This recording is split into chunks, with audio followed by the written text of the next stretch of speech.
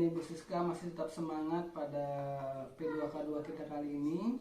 Tadi kita sudah membahas tentang identifikasi bansos di masyarakat dan identifikasi bahan makanan di lingkungan sekitar kita. Saya mau tanya dulu nih sama Ibu Winda, apa aja bansos yang sudah kita bahas tadi? Boleh disebutkan Ibu Winda?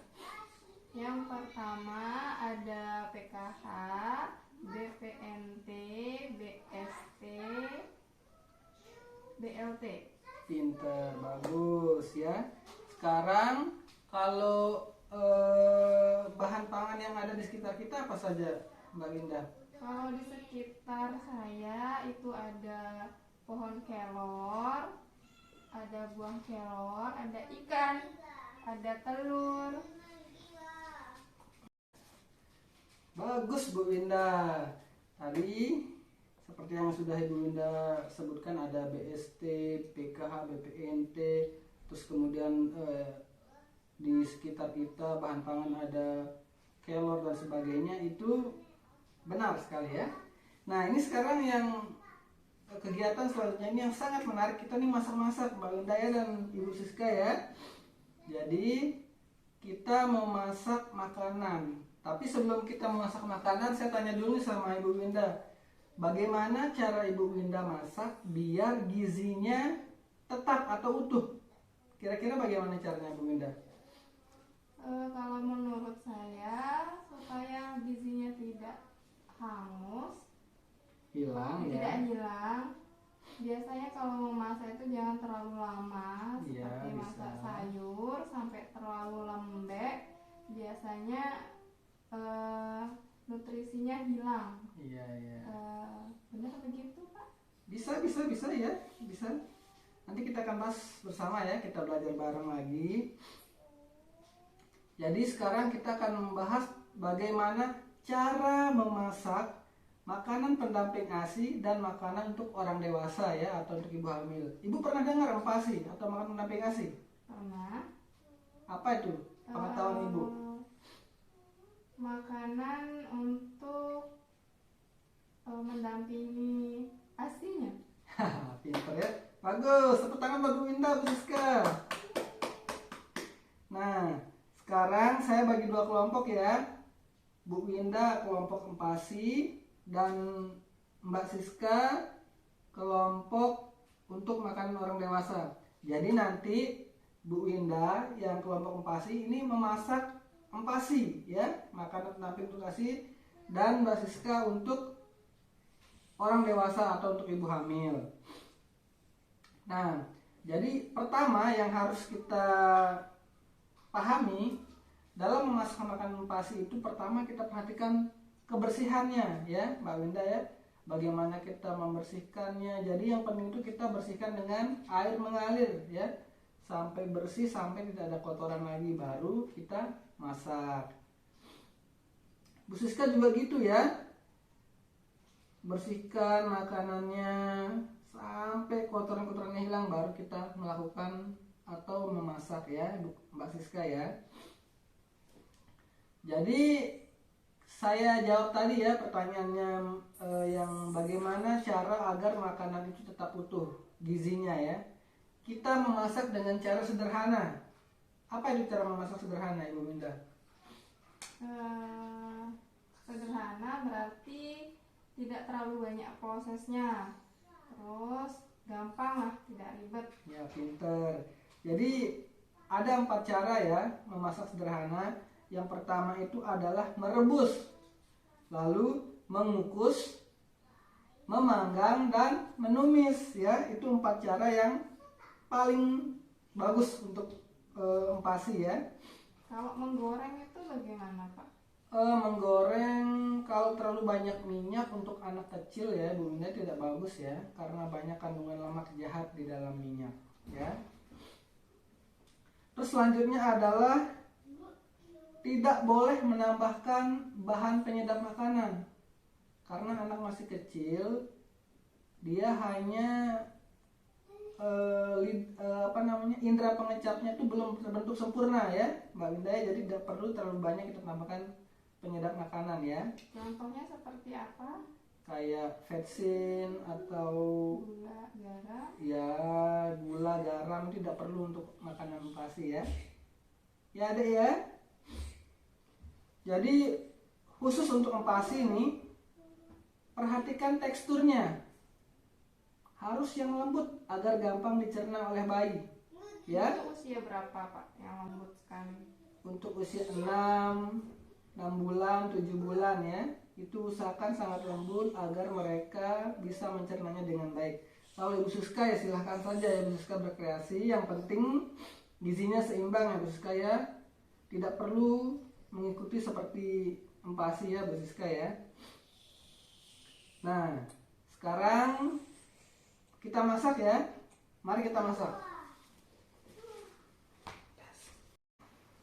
Tara, inilah dia makanan anak sehat, makanan anak Indonesia anti stunting. Ya, terima kasih Bu Linda sama Ibu Siska sudah bersama-sama kita memasak tadi. Jadi ada beberapa poin penting yang ingin saya sampaikan di sini. Pertama, anak kalau sudah memasuki usia 6 bulan perlu diberikan empasi agar terpenuhi kebutuhan gizinya. Jadi kalau hanya mengandalkan ASI tidak bisa ya Bu Linda ya. Nah, sedangkan untuk Ibu Siska, ibu hamil perlu mengkonsumsi makanan gizi bergizi dan seimbang untuk memastikan janin yang dikandungnya sehat, cerdas dan tidak stunting. Ingat ya ibu-ibu ya. Poin pertama tadi apa Ibu Linda? Memberikan empasi sebagai pendamping ASI. Kenapa harus diberikan empasi? Untuk memenuhi gizinya selain dari ASI. Yang kedua, ibu hamil perlu nggak gizi seimbang? Perlu. Ya, itu poin yang kedua ya. 6 bulan dan gizi seimbang. Jadi sekarang sebelum kita tutup sesi ini, saya mau tanya rencana kedepannya ya, Ibu Minda sama Ibu Siska. Bagaimana rencana kedepannya dalam memanfaatkan bansos yang diberikan oleh pemerintah. Sekarang saya berikan kertas plano dan janji diri ya. Nanti Ibu Siska tulis rencananya di plano dan tabel janji diri. Begitu pula Ibu Linda ya, tulis ya. Nah, tulis di tabel janji diri sama di kertas plano yang putih. Nanti sama-sama kita kumpulkan ya. Sini anaknya saya pegang Bu Linda. Sini adek, adek sini. Iya, iya. Mamanya mau tulis dulu ya.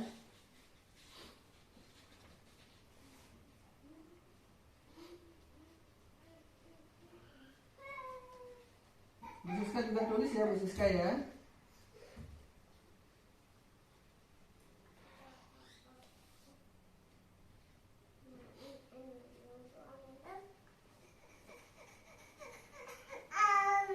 Iya, itu mamanya lagi nangis loh di kamar itu.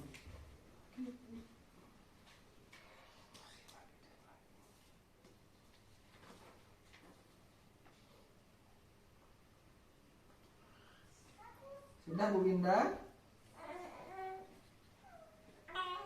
Belum Mbak.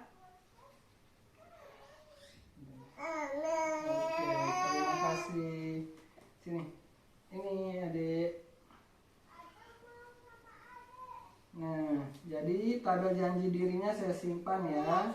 Besok kita bahas lagi. Dan untuk planonya dibawa pulang ya, untuk dipraktekkan ya rencananya apa ya. Ini saya bawa pulang ya tabel janji dirinya. Jadi ibu-ibu, Ibu Ila dan Bu Siska, ingat manfaatkan bansos dari pemerintah sebaik mungkin ya. Jangan sampai digunakan untuk hal-hal yang tidak penting dan tidak perlu. Gunakan bansos tersebut untuk memenuhi kebutuhan gizi kita, gizi anak kita ya, gizi keluarga kita agar anak-anak kita terlahir sehat dan tidak stunting ya. Jadi nanti kalau Ibu Winda sama Ibu Siska mengalami masalah tentang stunting, silahkan cari fasilitator kami ini SDM Kesos ya, cari kami.